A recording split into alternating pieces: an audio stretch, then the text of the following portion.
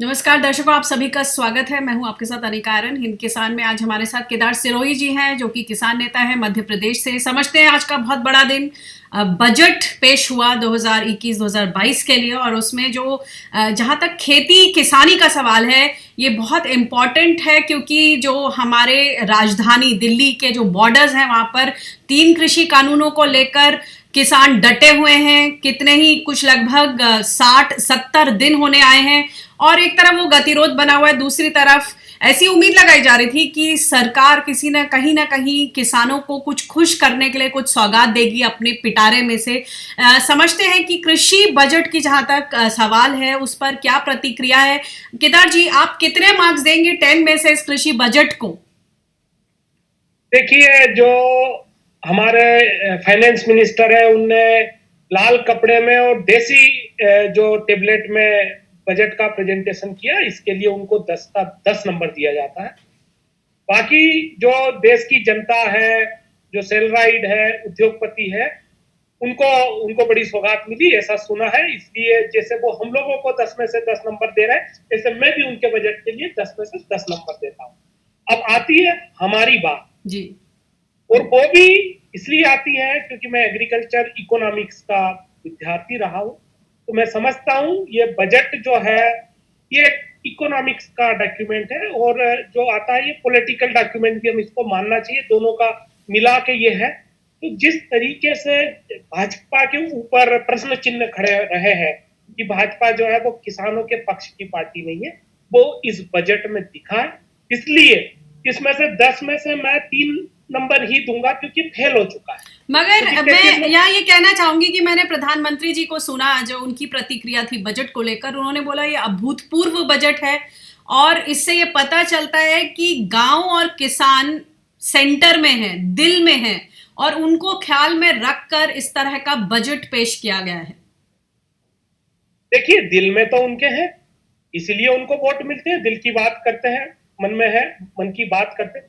बात यहाँ पर भाषण की नहीं है। मैं पहले ही कह चुका हूं, ये इकोनॉमिक्स का पेपर था, पॉलिटिकल व्यू का पेपर था। पेपर में हमको कहीं भी नहीं दिखा।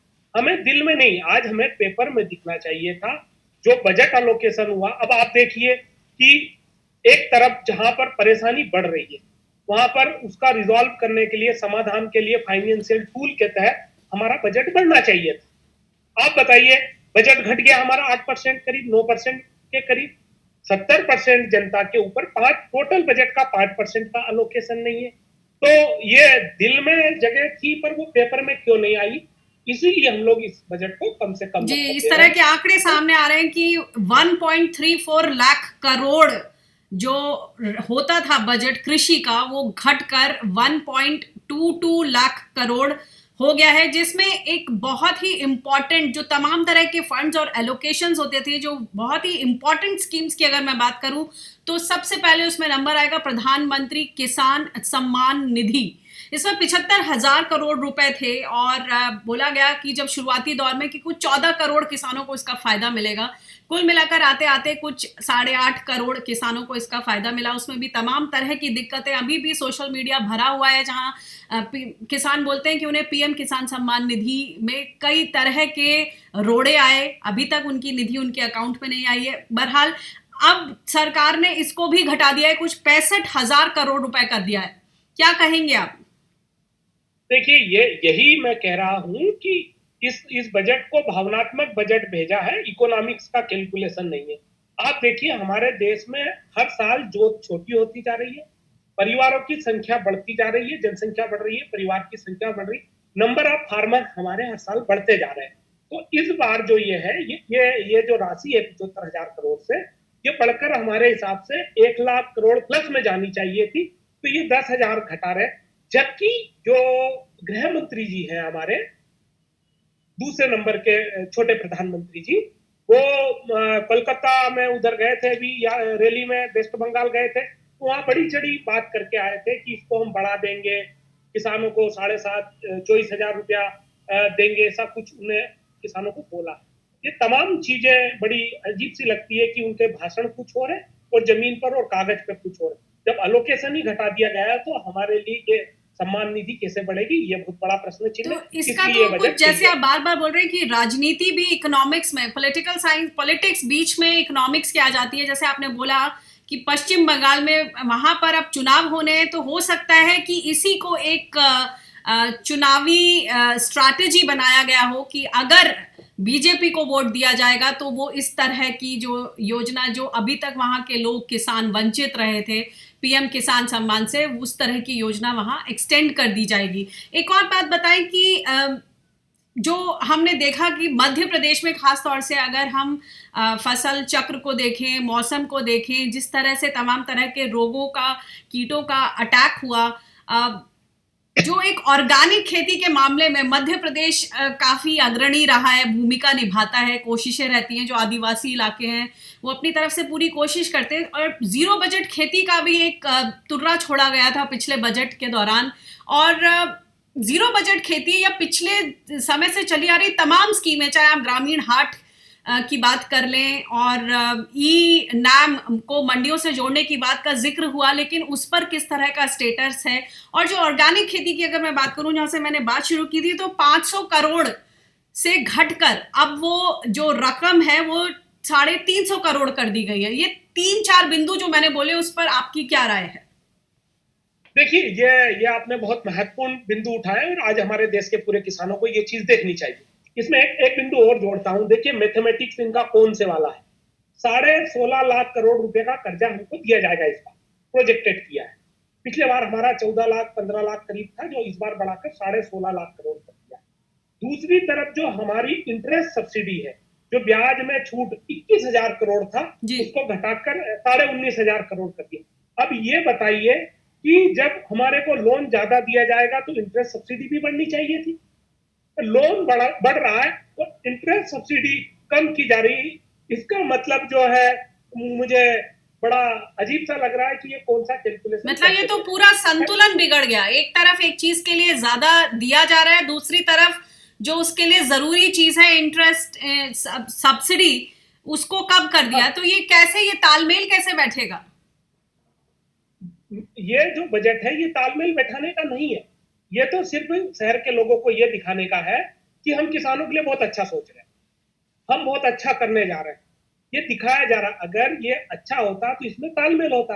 कर्ज ऊपर बढ़ रहा है तो इंटरेस्ट की सब्सिडी भी बढ़नी चाहिए थी, परंतु दोनों को उल्टा कर दिया। इसका मतलब ये है, ये बजट फेल्यूर है।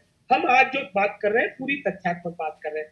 दूसरी बात आपने बहुत अच्छी पूछी है हमसे कि एक तरफ पूरा देश जो है वो कह रहा है कि हम ऑर्गेनिक की तरफ जाना चाहिए, सरकार कह रही है हम जीरो बजट की तरफ जाएंगे, ऑर्गेनिक की तरफ जाएंगे, प्राकृतिक खेती की तरफ जाएंगे, और कह रहे हैं कि हम लोग जो फर्टिलाइजर की सब्सिडी है इसको कम करेंगे, फर्टिलाइजर का कंजप्शन कम करेंगे। तमाम तरह के चीजें इन लोगों ने अभी तक देश को दिखाई है, उसका प्रेजेंटेशन किया। पर आज देखिए कि आज उसका जो बजट है वो घटा दिया गया है। 30%, 25-30% उसका बजट घटा दिया गया। अब जब आप 150 करोड़ 500 करोड़ के बजट में से आप घटा देंगे तो कैसे ये आपका जो सपना है जीरो बजट खेती का, प्राकृतिक खेती का, ये हम कैसे कर पाएंगे? तो यहाँ पर भी सरकार फेल्यूर हुई है, जो कि आज देश के लिए जरूरत थी। इसलिए ये बजट हम लोगों ने यहाँ पर इसको फेल किया है। दूसरी इसके आगे बात हम लोग अगर देखते हैं कि देश में आज की तारीख में जो प्राइस है वो बड़े डिस्टर्ब चल रहा है। जैसे आपका गेहूं जो है एमएसपी के नीचे बिक रहा है 1400-1500। मक्का पे आपने कई आंदोलन को कवर किया है, 1000 रुपए बिक रहा है। आलू 10 रुपए, प्याज कम पे बिका। उसके बाद में तमाम क्रॉप जो है वो एमएसपी के नीचे बिक रही है। तो सरकार ने जो एक प्राइस सपोर्ट स्कीम शुरू की थी, उसका भी बजट घटा दिया। पीएम आशा करके जो इस तरह की फाइनेंशियल सपोर्ट देने वाली स्कीम थी, उसका भी बजट पीएम आशा का मुझे लगता है कि 100 करोड़ करीब घटा दिया जी। और 500 करोड़ से उसे 400 करोड़ कर दिया गया है पीएम आशा। प्राइस सपोर्ट स्कीम में करीब 25% का इन लोगों ने गैप किया है। 2000 की जगह उसको 1500 करोड़ कर दिया। जबकि ऐसी सिचुएशन में ये बजट बढ़ाने चाहिए थे, इसको और मजबूती से देना चाहिए। तो इन कुल तमाम मिला के चीजों जो में किसान हैं वो तो केदार जी एमएसपी की मांग, उनकी एक बहुत बड़ी मांग, इन 3 कृषि कानून को वापस किया जाए और एमएसपी को बाध्यकारी बनाया जाए। यहाँ पर हमने देखा कि जब कृषि बजट पेश करना शुरू किया सीतारमण जी ने, तो उन्होंने बात ही यहाँ से शुरू की कि जो तमाम जींसें हैं उन पर, जींसों पर जो लागत का जो 1.5 गुना है उसको दिए जाने का प्रयास हो रहा है। एमएसपी शब्द का, इस टर्मिनोलॉजी का इस्तेमाल नहीं किया गया कहीं भी बजट स्पीच में, लेकिन उनका आशय यही था कि कितना जबरदस्त प्रोक्योरमेंट हुआ है। कुछ कंपैरेटिव फिगर्स दिए गए हैं गेहूं, धान, दालों और कॉटन को लेकर 2013-14 से लेकर, और 2020-21 के आंकड़े पेश किए गए। उसमें तो बकायदा ये बताया गया है कि गेहूं को लेकर अगर 33,874 करोड़ लोगों को फायदा मिला था इतना, तो अब 75,000 करोड़ से ज्यादा का फायदा मिला। इतना जबरदस्त जंप दिखाया गया है तमाम चीजों में, इन सारी 4 फसलों में खास तौर से। इसको आप किस तरह से देखते हैं? देखिए, एक अच्छी बात आज कही उनने, बड़ा स्पष्ट माना कि हम लोग प्रयास कर रहे हैं, जबकि इनके पूरे नेता ये कह रहे थे, अभी तक के जितने भी इनके पब्लिकेशंस आए, जितना भी एडवर्टाइजमेंट हुआ है, पीएम साहब की जितनी भी सभाएं हुई, इनने ये कहा कि हमने 1.5 गुना दे दिया है। दोनों शब्दों में बड़ी कंट्रोवर्सी है आज। एक तरफ फाइनेंस मिनिस्टर कह रहे हैं कि प्रयास किए जा रहे हैं, दूसरे बोल रहे थे हमने दे दिया, तो यहीं पर एक ये बड़ी झूठ है। दूसरी बात आप इसमें देखिए, पूरे फिगर मैंने देखे हैं, अब धान में 1.5 करोड़ लोगों को, 1.5 करोड़ 1.53 लाख 153 लाख को दिया है फायदा, जबकि हम 14 करोड़ लोग, तो 14 करोड़ लोगों में से मतलब 10-11% लोगों को फायदा मिला। गेहूं में ये बोल रहे हैं 43-44 लाख लोगों को फायदा मिला। बस बाकी को कैसे फायदा मिलेगा, उसके लिए ये जो किसान वहां बाउंड्री पर डटे हैं, आज पूरा देश का किसान आंदोलन कर रहा है, ये इसीलिए कर रहा है कि ये जो चीज आई है इसमें हम लोग सुधार चाहते हैं। जो 43 लाख और 1.5 करोड़ की आप बात कर रहे हैं, ये हम 14 करोड़ तक ले जाना चाहते हैं, क्योंकि किसान पूरे के पूरे 14 करोड़ है। आप मसला समझिए कि इतने दिन से आप भाजपा के जितने भी प्रवक्ता हैं उनको आप देख रहे होंगे, वो यही बात बोल रहे हैं कि किसान को हमने आजाद कर दिया, एक्सपोर्ट करने की छूट दे दी। अब एक्सपोर्ट करने की आपने कह तो दिया था, इस बजट में एक्सपोर्ट प्रमोशन के नाम पर कोई भी चीज का अलोकेशन मुझे अभी तक दिखा नहीं है। मैंने पढ़ा भी है, कल तक पूरा डॉक्यूमेंट और आ जाएगा और बारीकी से देख लेंगे, पर मोटा मोटा जितना भी मीडिया में और उनके बजट पे के भाषण में सुना, कहीं भी नहीं दिया। इसका मतलब यह है कि ये जो कह रहे हैं, एक तरफ जो भाषण में कह रहे हैं, वो इधर हम लोगों को दिख नहीं रहा है। तो कुल मिलाकर आप देख लीजिए, तो वो मार्केट इंफ्रास्ट्रक्चर का जो मार्केट, एग्री मार्केट का जो फंड था 490 करोड़, उसको घटा दिया।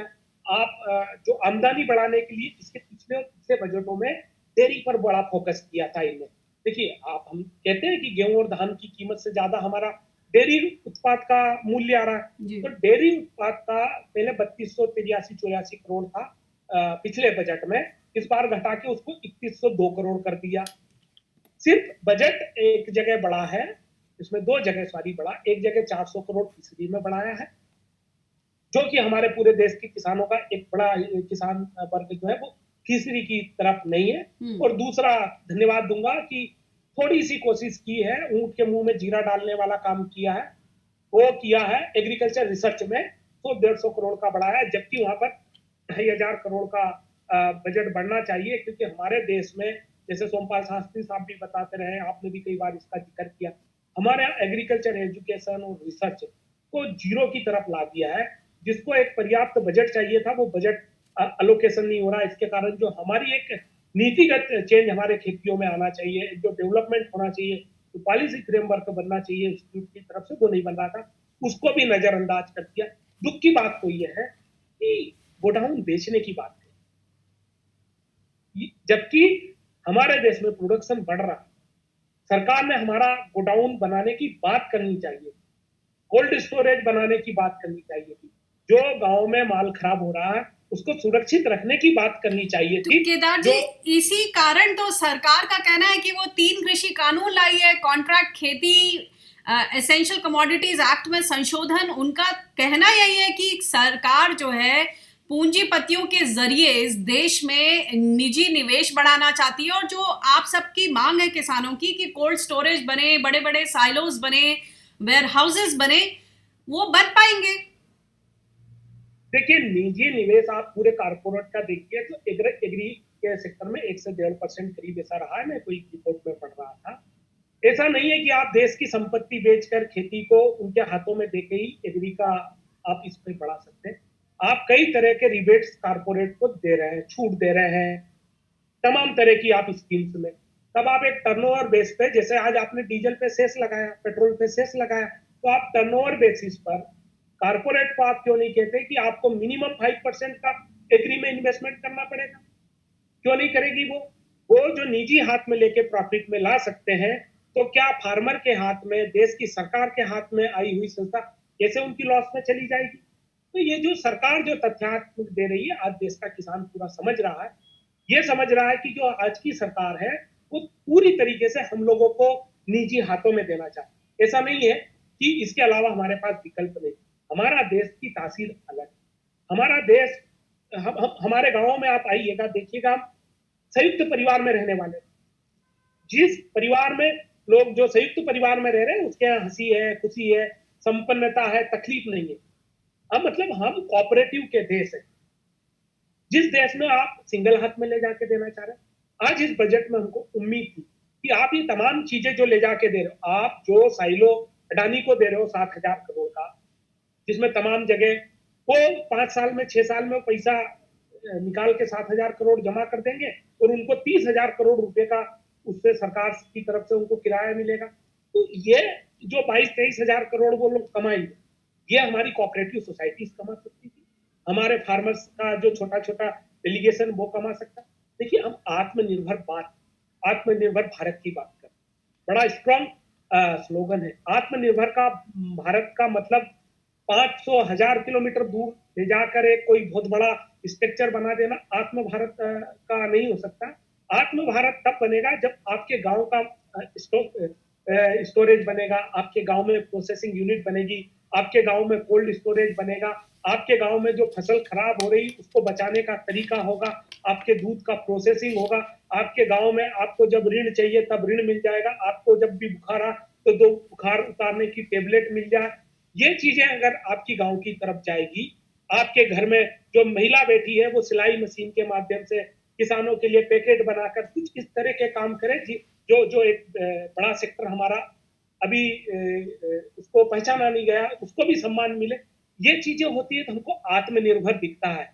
3-4 कारपोरेट जो है वो तो ऑलरेडी आत्मनिर्भर जी, है। एक ये हमने तो आपने सुना बात है बिल्कुल सही कही केदार जी की जो जिस तरह का बूस्ट चाहिए था रूरल इकोनॉमी में, छोटी छोटी इकाइयों में, छोटे छोटे जो घर हैं जहां महिलाएं अपनी सेल्फ हेल्प ग्रुप्स के जरिए एक बहुत बढ़िया उदाहरण पेश कर रही हैं, वहां पर किस तरह से रकम पहुंचती, वो जो कोशिश है वो कहीं नहीं दिखी। महिलाओं को लेकर किस तरह से वो उद्यमी जो महिलाएं हैं वो और किस तरह से अपना काम आगे बढ़ा सकती है, या महिला किसानी का जो दर्जे को लेकर जो उनकी लंबे समय से लड़ाई चली आ रही है, कहीं ना कहीं बजट स्पीच में इन सब चीजों का जिक्र नहीं दिखा। एक और बात बताइए, इंफ्रास्ट्रक्चर फंड जो है उसमें एग्री इंफ्रा फंड को कहा गया है कि this will take care of the APMC structure. यहाँ तो इन 3 कृषि कानूनों के जरिए जो एपीएमसी का जो पूरा स्ट्रक्चर है उसी पर प्रश्न चिन्ह लगे हुए हैं।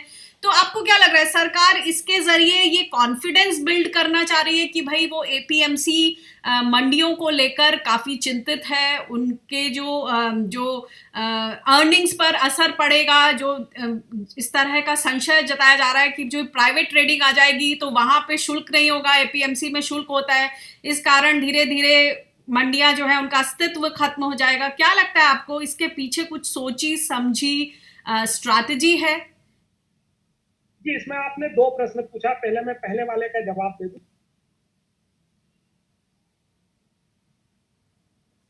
आपकी आवाज चली गई है।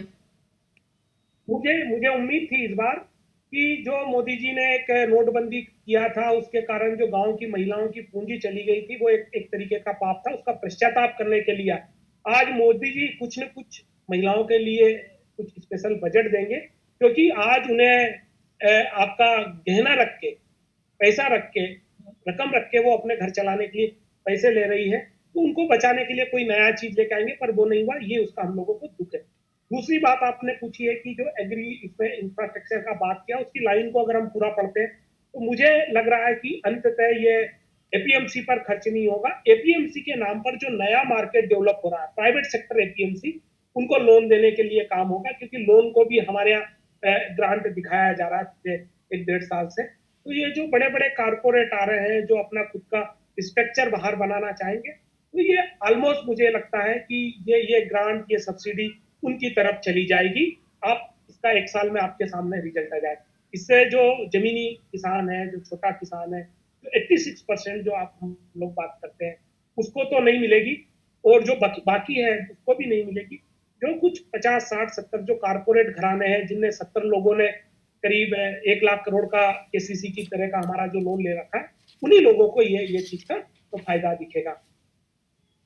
एक और बात बताइए, आखिरी प्रश्न, क्योंकि प्रश्नों की जो झड़ी है वो चलती रहेगी, लेकिन समय को भी देखना है। ई नाम मंडियों, ई नाम को जोड़ा जाएगा और उसकी संख्या बढ़ेगी, 1000 मंडियों के साथ जोड़ा जाएगा। जो अभी तक का हाल है वो क्या है, और इसमें आप कितना वो इसमें स्कोप देखते हैं जो ये स्कीम है ई नाम? देखिए, जिस साल ई नाम शुरू किया था, बजट में बात हुई थी, तो ऐसा लगा था कि जो क्रिकेट में आते ही 6 बॉल पे 6 सिक्स लगाने वाला था, इस तरीके का दिखाया गया। पर अभी तो हमको ये पिछला टेस्ट याद आ रहा है कि पूरा टेस्ट मैच ही 25-30 रन पे चला गया था। इनाम का हाल भी वही है। इनाम अभी तक कहीं भी कोई सक्सेस स्टोरी नहीं दिखी। मेरे डिस्ट्रिक्ट का मेरा मंडी भी इनाम से जुड़ा है, हम लोगों ने नहीं बेच पाए इनाम पे। और अभी ये लोग अगर इनाम की बात कर रहे हैं, तो फिर ये 3 नए बिल क्यों लेकर? आपको अगर मंडी में ई-नेम स्ट्रॉन्ग करना है, आपको ये प्लेटफॉर्म स्ट्रॉन्ग करना है, तो फिर आपने ओपन मंडी का क्यों किया? आप ये सारा ट्रेड जो है वो ई-नाम पर कंपलसरी करना चाहिए था। तो कुल मिलाकर बातों को घुमाया गया है, प्रेजेंटेशन दिया गया है कि आम जनता इसको देखकर खुश हो। बाकी एक्चुअल जमीनी हकीकत ई-नेम का किसान को अभी तक कोई फायदा नहीं हुआ। और ये भी 1000 का जोड़ने का एक फॉर्मेलिटी होगा, मंडी का ट्रेड इस पे दिखाएंगे। आपने बोला कि आपका जो जिला है वो ई नाम, आपके जिले की जो मंडी है वो ई नाम से जुड़ी हुई है, वहां पर क्या बारीक अनुभव रहे हैं अभी तक के आपके? देखिए, मेरा अनुभव बहुत अच्छा रहा है, बड़ा बारीकी से अनुभव रहा है, क्योंकि मैं किसान भी हूँ, बेचा भी हूँ मंडी में। बेचते हम मंडी में है, पर शाम को वो जो मैंने बेचा है मेरे नाम से ई नाम पे चढ़ा दिया जाए, ताकि लोगों को वॉल्यूम दिखेगा। पर किसान को नहीं पता। अगर आप मंडी में आज भी चले जाएं, उससे पूछे जिन जिन किसानों ने ई नाम पे बेचा है, उनके घर आप अपना रिपोर्टर भेज दीजिए, उनसे पूछिए आपने कौन सी मंडी में बेचा है, तो वो यही कहेंगे कि मैंने हरदा मंडी में बेचा। आप पूछेंगे ई नाम को जानते हैं, तो अभी एक सर्वे भी आया था, उसमें 50% किसानों को ई नाम के बारे में ही नहीं पता है। तो ये सिर्फ एक तरीके से खाना पूर्ति मुझे लगता है। जी, बहुत बहुत शुक्रिया केदार जी हमसे बातचीत करने के लिए, और जो तमाम इसके बारीक पहलू हैं बजट के, उन पर जो ये चर्चा है, ये शुरुआती चर्चा है। आई एम श्योर आगे चलकर जो बजट डॉक्यूमेंट है उसके एक्सपेंडिचर एस्टिमेट्स, जो रिवाइज्ड एस्टिमेट, उनसे जो हमें कंपैरेटिव एनालिसिस करना है वो अभी बाकी है। उस पर हम एक बार फिर से आपसे जुड़ने की कोशिश करेंगे, और जो बारीक पहलू हैं उन पर एक बार फिर से चर्चा करने की कोशिश करेंगे। फिलहाल जो शुरुआती प्रतिक्रिया है बजट को लेकर, खासतौर से कृषि बजट को लेकर, और जब ये नहीं भूलें कि हमारे देश के तमाम किसान बॉर्डर्स पर डटे हुए हैं अपनी मांगों को लेकर, उस लिहाज से अगर देखा जाए तो ये जो बजट है, कृषि बजट, ये कहीं ना कहीं मायूस करके गया है। लंबी चौड़ी जो बजट स्पीचेस होती थी उसमें इसको बहुत ही जिसे कहना चाहिए कम रखा गया है, कम बिंदुओं पर बातचीत हुई है। अब बाकी देखते हैं बजट डॉक्यूमेंट में क्या है उसमें डिटेल्स। बहुत बहुत शुक्रिया हमसे बातचीत करने के लिए। नमस्कार।